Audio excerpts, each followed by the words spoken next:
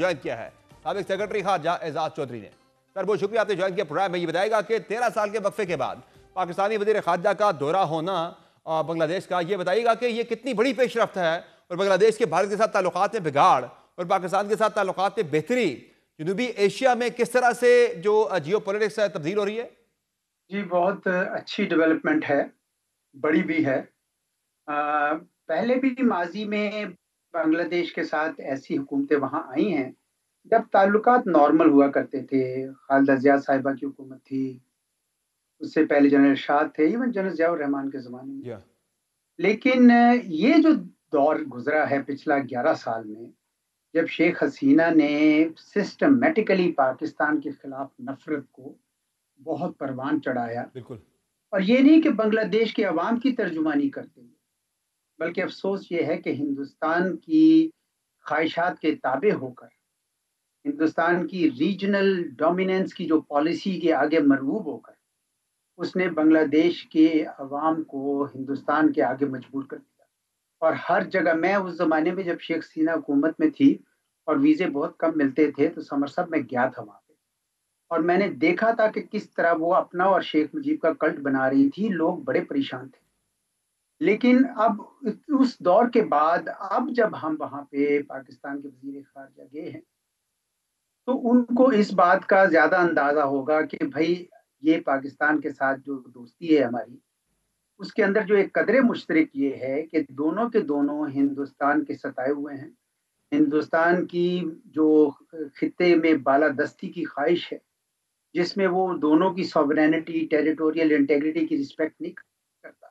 इसलिए दोनों में ताउन करना ज़रूरी है, ताकि जनूबी एशिया में अमन के लिए और इस्तेहकाम के लिए राहें बन सकें। तो मैं समझता हूँ कि बड़ी अहमियत का हामिल है। इसमें चीन का फैक्टर भी आएगा और भी आएँगे। लेकिन ओवरऑल आपके सवाल के जवाब में ये मैं कहना चाहूँगा कि ये दौरा जो है, ये जो दौर आया है, ये पहले दौरों से, पहले एतबार से मुख्तलिफ है। तो एजाज चौधरी साहब, पाकिस्तान के खित्ते में जो आउटरीच है उसमें हम देख रहे हैं कि चीन पहले ही हमारा इत्तेहादी है, करीबी पार्टनर है। अफगानिस्तान के साथ भी ताल्लुकात ठीक हो रहे हैं, उसमें चाइना का भी बड़ा रोल है। और इसके साथ साथ अब बांग्लादेश की तरफ जाना, आप क्या समझते हैं कि ये चारों ममालिक मिलकर जो है कोई साउथ एशियन क्वाड की तरफ बढ़ रहे हैं। देखिए, 2015 के बाद 10 साल बाद ये वक़्त आया कि पाकिस्तान की ख़ारिजा पॉलिसी ने एक फिर बहुत बड़ी करवट ली है। 2015 में मुझे याद है कि हमारा अमेरिका के साथ ताल्लुकात भी बेहतर हो गए थे। हमारे वज़ीर-ए-आज़म उधर गए, प्रेज़िडेंट शी आए, सी-पैक हुआ, इंडिया के साथ पीस प्रोसेस दोबारा शुरू हुआ, अफ़गानिस्तान के सदर आए, हार्ट ऑफ़ एशिया वगैरह-वगैरह। जी हाँ।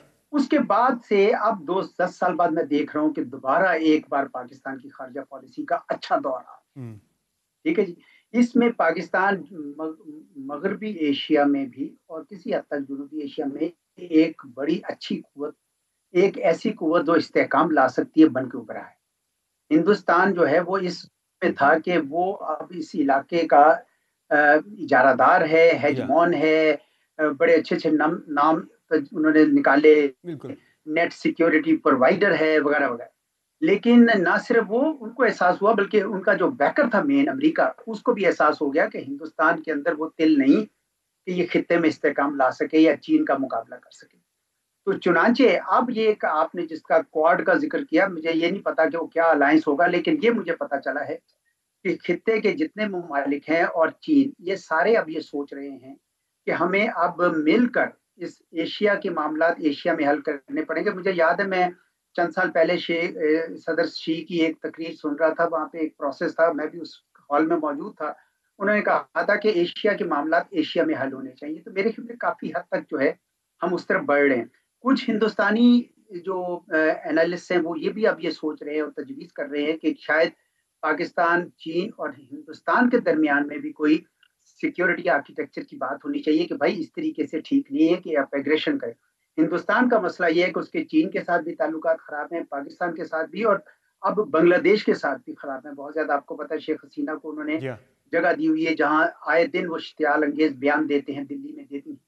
तो चुनाचे ही अब एक कदर मुश्तरक सारे खित्ते के ममालिक में आ गई है, चीन समेत, कि अब हमें अपने इस्तेहकाम के लिए खड़ा होना पड़ेगा, मिलकर काम करना पड़ेगा, और हिंदुस्तान को भी ये बताना होगा कि जनाब आप ये रविश पुरानी छोड़ें और मिलकर पुरअमन बक़ाए बाहमी की तरफ आएँ। और आजकल चीनी वज़ीर ख़ारजा बड़े मुतहर्रिक हैं इस सिलसिले में, जो उनकी शटल डिप्लोमेसी चल रही है बिटवीन इंडिया, पाकिस्तान, अफ़गानिस्तान।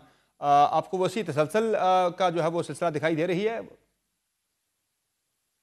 बिल्कुल आपने वांग यी साहब जो वज़ीर ख़ारजा हैं चीन के, उनका हालिया दौरे के बाद उसकी स्टेटमेंट आपने यकीनन पढ़ी होगी, तो आप इस बिज़नेस में हैं पढ़ने के। उसमें 3 बातें बड़ी अहम थी। पहली बात तो उन्होंने ये कहा था कि हम हाल-हाल में पाकिस्तान की सॉवरेनिटी और टेरिटोरियल इंटीग्रिटी को प्रोटेक्ट करने में मदद कर रहे हैं। ठीक है जी? तो बड़ा मैसेज था इंडिया को और या बाकियों को कि भई एग्रेशन की दोबारा आप सोचें भी ना। तो ये एक लिहाज से खित्ते में जंग खत्म करने के लिए बहुत अच्छा पैगाम था। हुँ, दूसरा उन्होंने ये कहा था कि हम पाकिस्तान के साथ मिलकर खित्ते में अमन की कोशिश करेंगे। ये बहुत अहम है। जिसका मतलब ये है कि अगर पाकिस्तान और चीन मिल जाते हैं और आपस में अफ़गानिस्तान के साथ तो ऑलरेडी प्रोसेस शुरू हो गया। मई से एक ट्राइलेटरल शुरू हुआ है और तालिबान को उन्होंने समझाया कि जनाब ये जो आप कर रहे हैं ना पीएलए और पीटीपी ये आपके हक में नहीं है, तो या उधर भी थोड़ा-सा पैगाम अच्छा गया है। हिंदुस्तान जो अब अमेरिका से बददिल होकर चीन की तरफ रुख कर रहा है, वो भी अच्छी डेवलपमेंट है क्योंकि चीनी फिर उसको समझाएँगे कि जनाब आप खित्ते में हम आपसे कितने ज़्यादा ताकतवर हैं, लेकिन हम वो उस तरह के काम नहीं करते हैं जिस तरह के आप हम चीन के देखें 14 हमसाए हैं। हिंदुस्तान के अलावा कहीं पे भी उनका उस तरीके से बॉर्डर पे झगड़ा नहीं। तो ये हिंदुस्तान को भी अगर वो समझाते हैं, तो मैं समझता हूँ कि चीन की जो डिप्लोमेसी है और पाकिस्तान की डिप्लोमेसी से मिलकर इस खित्ते में अमन की आगे नवीद बन सकती है और इसकी तरफ हमें काम भी करना चाहिए क्योंकि देखिए जंगों से तो मसाइल हल नहीं होते हैं ना। या अवाम के अपने मसाइल हैं, पाकिस्तान को अभी बहुत काम करना है गवर्नेंस के हवाले से और ये एक अच्छी विंडो मिली है जब हमें एक अमन की एक नज़र आ रहा है कि अमन के लिए कुछ टाइम मिलेगा। इस वक़्त हमें गवर्नेंस की तरफ काम करना है। तो चुनांचे चीन हमारे दाखिली उसमें अमन के लिए भी इस लिहाज से कि हमारी इकोनॉमिक प्रोग्रेस के लिए भी और खित्ते में अमन के लिए भी हमारा बहुत अच्छा मुमद्दर मावन साबित और होगा। ज़ाहिर है हालिया पाक भारत जंग के बाद जो भारत की पोजीशन कॉम्प्रोमाइज़ हुई है इंटरनेशनली, उसके बाद आप भारत को फिर कहाँ फिट इन देख रहे हैं जियो पॉलिटिकल इक्वेशन के अंदर?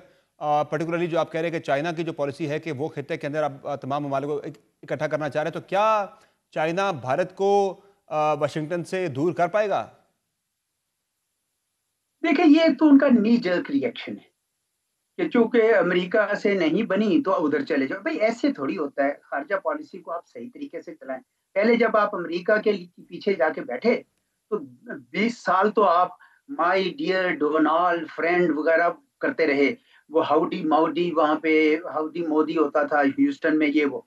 उस वक़्त आप इतना आगे बह गए और उसमें आपने पाकिस्तान के ऊपर 3 बार उसकी इन मतलब अमेरिका से ये शह पाके एक किस्म की, आपने सितंबर 2016 में भी एग्रेशन की, फिर 2019 में भी की और अब ये तीसरी भी की जिसमें आपने मुँह की खाई।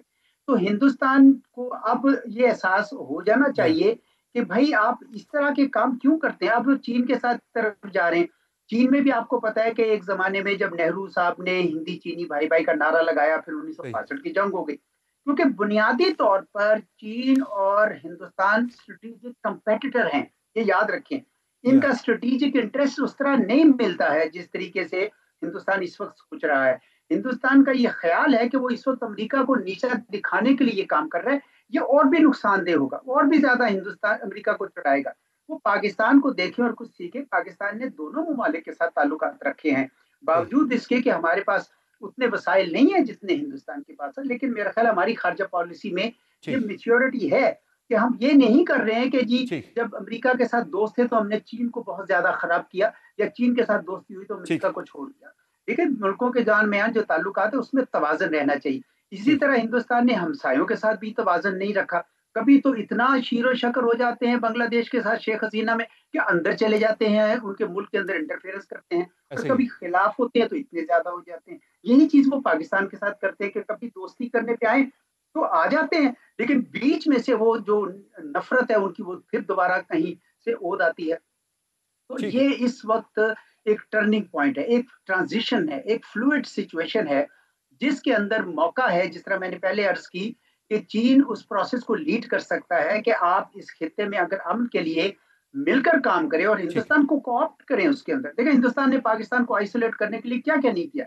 ब्रिक्स में नाकाम रहा शामिल नहीं होने दिया, ब्रिक्स में पाकिस्तान के सारे ममालिक शामिल हैं, ईरान भी उसमें शामिल है, हिंदुस्तान भी है, चीन भी और आप कहते हैं आप ना है। कैसे हो सकता है कि ब्रिक्स चलेगी अगर पाकिस्तान शामिल नहीं होगा। इसी तरीके से वो बाकी भी उन्होंने इस तरह की रविश जो इख्तियार की है, मेरा ख्याल है अब चीन उनको ये समझाएगा कि आप इस तरफ मत जाएं। जब आप इस तरह के काम करते हैं तो उससे फिर इलाके का अमन भी मुतासर होता है और बाहर की कुव्वतों को भी अंदर आके खेलने का मौका बहुत मिलता है। शुक्रिया एजाज चौधरी साहब, आपने प्राइम में ज्वाइन किया था। अजीत प्राइम में एक मुख्तसर ब्रेक लेंगे, ब्रेक से वापस आएंगे, बात करेंगे क्या जो पाकिस्तान की जो बिजनेस कम्युनिटी है वो हुकूमत की मुआशी पॉलिसियों से मुतमईन है, और साथ साथ हम बात करेंगे कि क्या अब जो बात हो रही है मार्का हक के बाद मार्का मईशत की, इसमें क्या होना चाहिए। बात होगी ब्रेक के बाद, हमारे साथ रहिएगा।